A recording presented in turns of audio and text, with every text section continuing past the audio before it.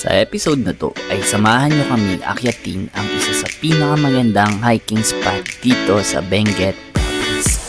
Bibigyan namin kayo ng mga tips at advice kung paano nga ba pupunta dito ng DIY. Halika na at sabay-sabay natin akyatin ang Mount Pulag.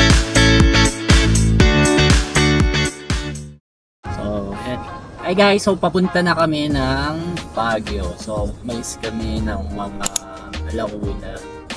So I think darating na rin kami doon. Depende sa driving. So kami naman, dalawa lang kami. Mabilis lang kasi like hihi lang talaga yung stopover namin. Tapos kumakain na rin kami sa daan. So, and sa may Cannon Road naman tayo dadaan. So yun. Pero minsan kasi traffic kasi talaga doon. Nagta-traffic din kasi nga parang may mga may sirap daan, may ginagawa pa. So one way lang din siya. So excited na kami. Excited ka na ba? Excited kasi parang kulang yun. Kulang? Ano na ba yung mga nakay? Ano? Pangalawa pa lang to. Pangalawa pa lang. Ako kasi after 2 years. Oh. So ano ka na? Hindi ka na beginner? Hindi na ako beginner dapat. Ano bang definition ng beginner? Kunyari, beginner na nag-hike. So pag beginner ba, kunyari? First time pa lang naakyatin yung mga lugar, gano'n. Tama ba yun? Hindi mo alam kung anong mga protocols, ganyan. Siyempre, hindi ka naman araw-araw namumundok. Kasi yung Mount Pulag kasi, parang nakikita kasi namin siya sa parang ano siya, tawag dito, recommended siya sa mga beginner. So, ako kasi nakit ko na siya pero way back 2016 pa. So, hindi ko na maalala yung hirap. Pero may naalala ako doon yung pababa. So, that time syempre hindi pa naman tayo masyadong active, ganun sa bata pa tayo.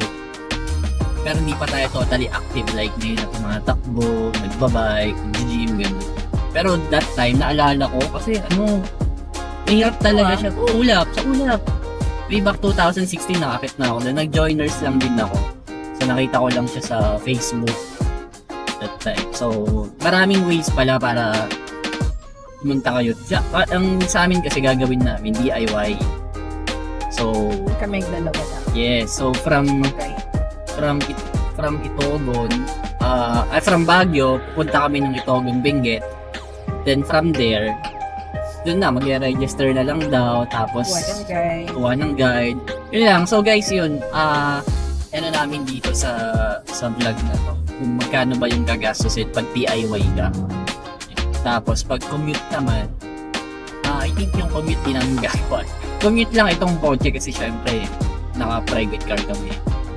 So, joiner, usually naka-package. Pag joiners, pwede naman yan. Parang sa group, sa Facebook, madami naman nag-o-offer nun eh. Pero parang nakita ako, parang nasa 1.5. Kasama na lahat ng driver. Yun. So parang pick up lagi naman nun sa may Greenfield eh.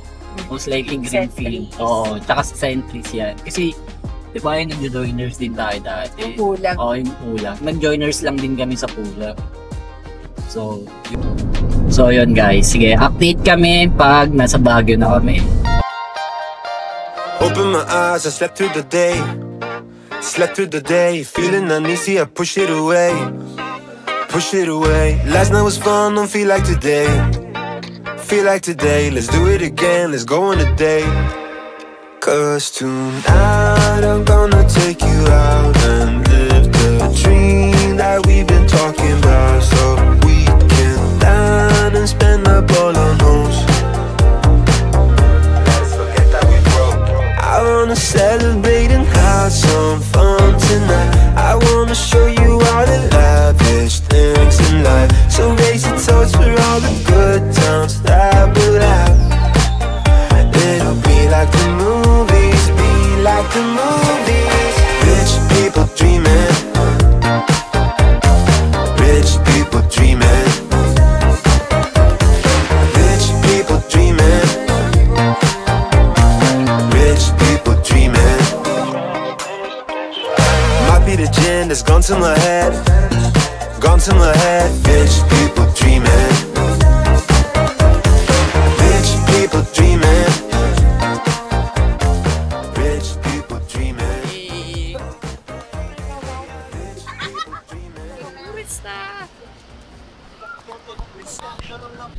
Guys, dito nga pala kami nag-i-stay sa Ion Hotel. So, papakita ko yung room. So, ito pala yung room namin. Ito yung CR. Super okay. Sobrang linis. And may bidet. Siyempre, importante yan. Bidet. Ganda yung shower. And ito yung room bed. So, dalawa yung bed. Pwede 4 na tao.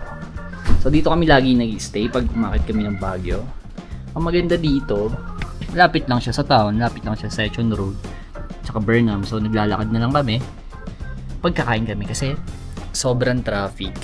So yun, tsaka nilalakad na lang namin or taxi pa uwi. Diba? Yun yung SM. Kita ba? Try natin zoom. So yun yung SM. Parang di kita.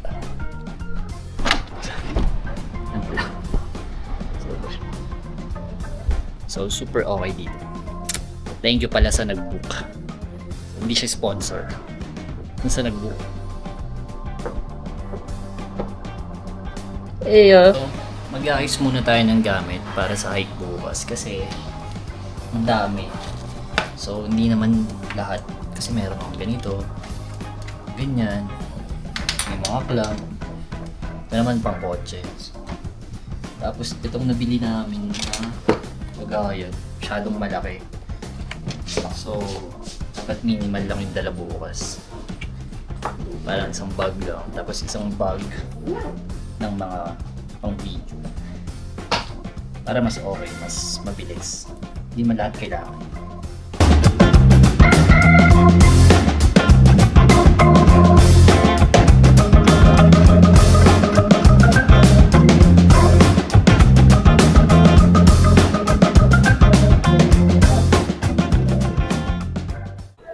Ay, so nandito na kami sa Ampukaw, Barangay Hall. So sobrang daming tao as you can see.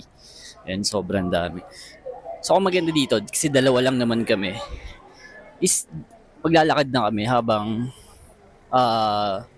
inaano niya kami. Doon. A few moments later. Sa daan na lang kami nag-orient kasi nauna na kami. So sa isang guide is pwedeng 7 na tao. So kami, dalawa lang naman. So habang naglalakad, in-orient na kami. Pero solid, sobrang daming tao ngayon. Kasi nga Sabado rin. So yun. So marami namang ways para pumunta dito. Pwede ka mag-taxi, pwede ka mag-jeep. I think pag taxi yata is parang nasa 300 pesos pataas. Pero parang fix yata na 600. Kasi parang wala silang pasahero pabalik. So yun. So umaya na ulit akong kukwento kasi medyo madilim. Naglalakad na kami.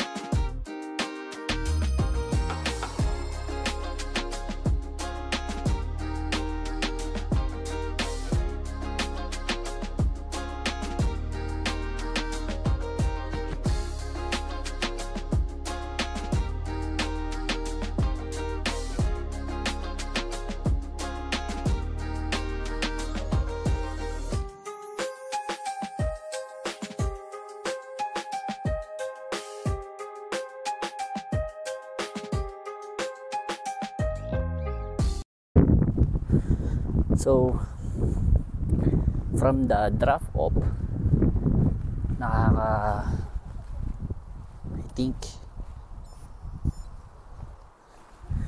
2 kilometers pa lang kami. Grabe. Pero kasi puro ahon siya. So yung first 1 kilometer mo, talagang sobrang taas niya. Assault talaga agad ng mga siguro 800 meters. Then tuloy-tuloy siya. So I think kung beginner ka or hindi ka naman madalas mag-hike, tapos gusto mo pa rin experience to, okay to. So from the drop off, kung saan kami nag-start, nakaka 2 kilometers pa lang kami, diba? Pero grabe, parang 1 oras na kami naglalakad kasi puro ahon talaga siya eh. See? Then yung first, I think 1 kilometer is assault talaga, like sobrang pataas, like yung parang kulang na lang halikan mo yung lupa. So beginner friendly nga ba talaga siya? I think kaya siya eh. Kailangan mo lang sigurong unti-untiin, kasi hihingalin ka talaga eh, hahabulin mo yung hininga mo. Parang ako kakahingal. So take your time para hindi ka ma-overwhelm, kasi pag na-overwhelm ka na, diba, parang nahirapan ka na umakyat. So yun, kaya yan.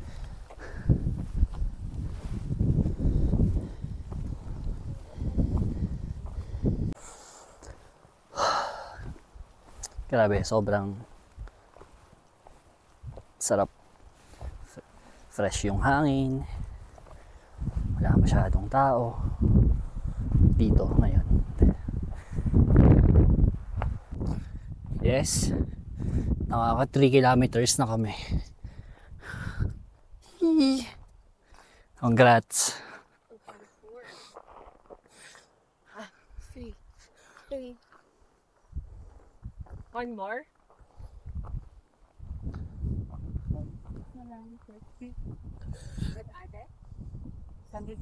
You see that? Grabe, diba? Like, diba? Parang siya everyday makikita. So akit pa tayo ng mas mataas kasi mas maganda pa rin yung view doon. Pero parang dito pa lang, diba? Okay na ako dito eh. Okay na ako dito.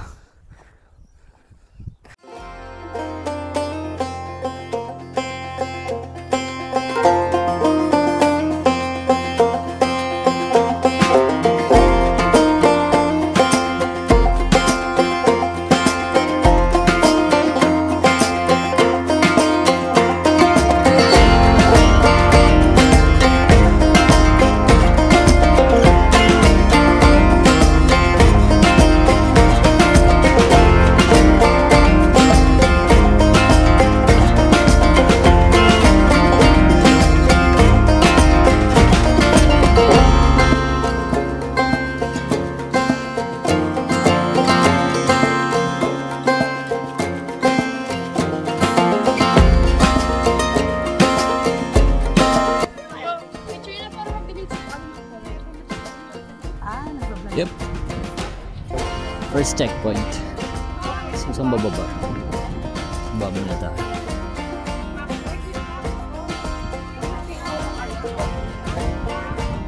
So, hindi na tayo nagpa-picture dun kasi may picture naman na tayo last year. Let's go. Mas dami na rin tao kasi may sikat na rin kasi ng araw. Tsaka mataas. Pero di mainit. Ayun, dami nila. Wala pa yan, yung iba nasa baba pa.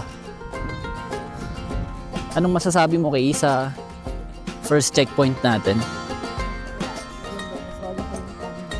Nasolo mo? Dami mo kang kuha eh. Direktor ko pa sa akin. Kakasar. nawala yung isang indie film ko, nakakaasar. Indie film guys is ito. Tingnan mo yung difference, diba? Sobrang ganyan yung araw. So pag nilagyan mo siya, I mean mas maganda yung lighting na pumapasok, diba? Hindi siya masyadong yan o. So pag dito hindi siya masyadong basag yung ano, pag tinanggal mo, diba? Nawala yung isang ganito, yung pa naman yung parang pang everyday talaga, nakakaasar. So yun. Bibili na lang tayo ulit ng bago. Isang piraso lang naman eh, set kasi itong binili ko. So yun. Anyways, ito na siya. So bakit na kami after this, doon na kami sa may rock formation sa peak 2. After ng peak 2, siguro mga nasa, sabi ni ate 3 kilometers na lang daw, doon na tayo sa summit. So this is the view.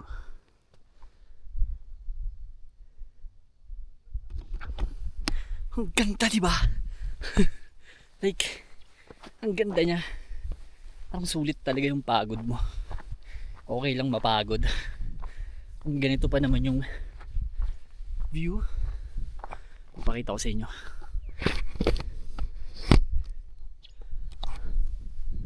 Diba? Kung ganyan ba naman yung view nakikita mo, okay lang mapagod. Sobrang worth it yung pagod mo.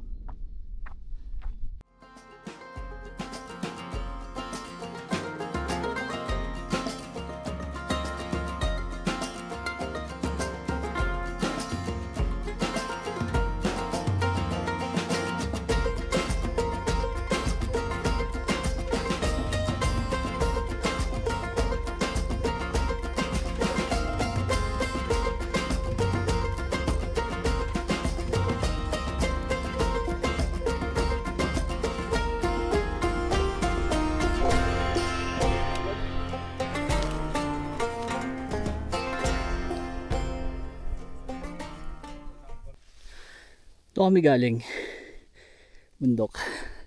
Sa bundok na yun, sa likod na, doon din kami dumaan. Grabe. Tapos ito na, ito na yung summit.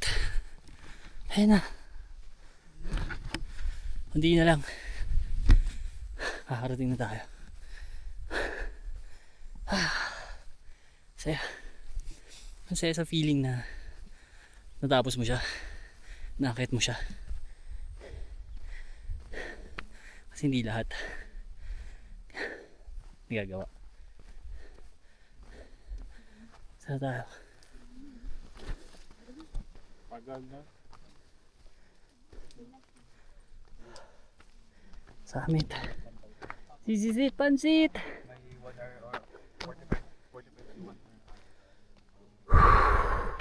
Sorry.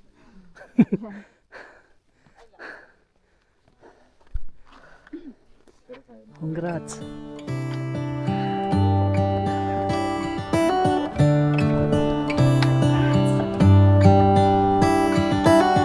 How come the stars come to shine when it's dark? From so far away, show us where we are. What makes the sun go to sleep every night? And what's it dreaming of? I wonder.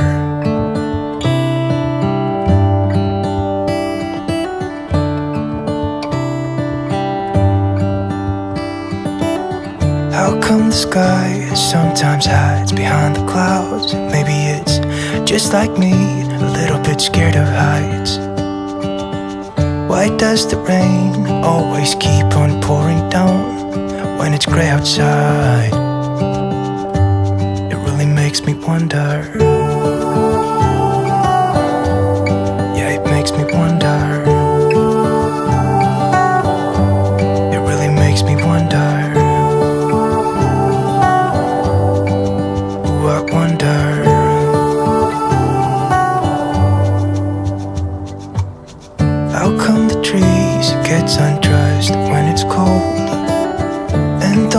as the leaves they left behind? Could it be to make the ground shine like gold until winter comes? Until winter comes, until winter comes. It really makes me wonder. Yeah, it makes me wonder. It really makes me wonder. Oh, I wonder.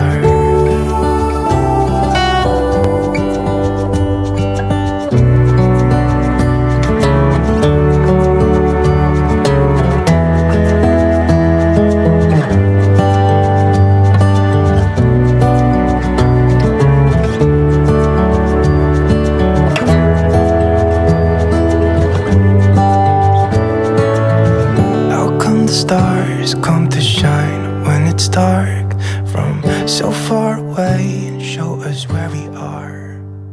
Ma'am, tao ba bumubuhat kayo? Guide niyo po.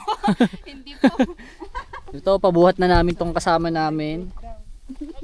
Ay, ate guide na lang po pabuhat. Hey Lord. Mula pa sa simula. Grupo yan? Joiners team. Beginner? Di ba? Kasi hindi talaga siya pang beginner.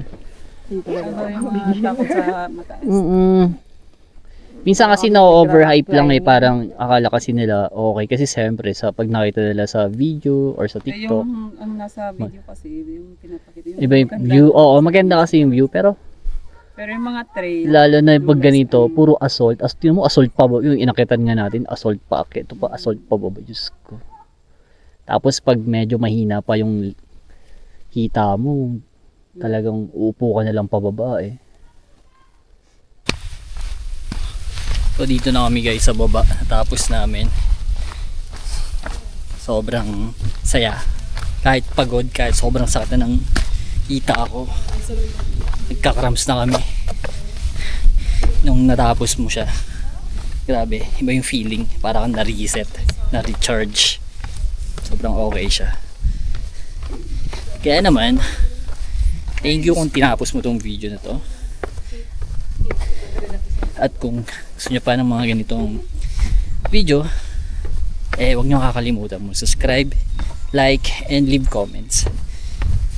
Pwede kayo mag-suggest kung saan nyo kami, kung saan pwedeng next puntahan namin. So yun, thank you guys. Ito nga pala yung host, Kwentong Kev. Bye bye.